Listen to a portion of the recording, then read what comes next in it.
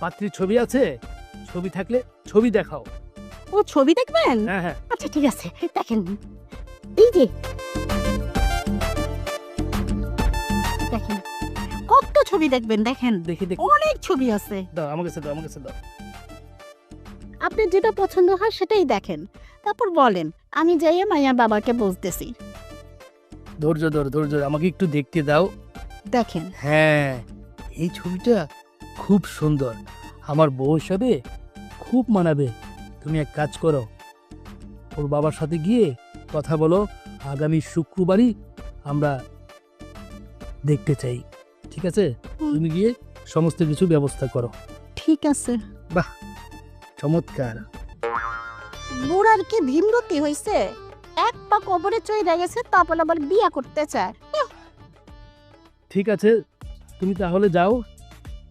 আচ্ছা ঠিক আছে।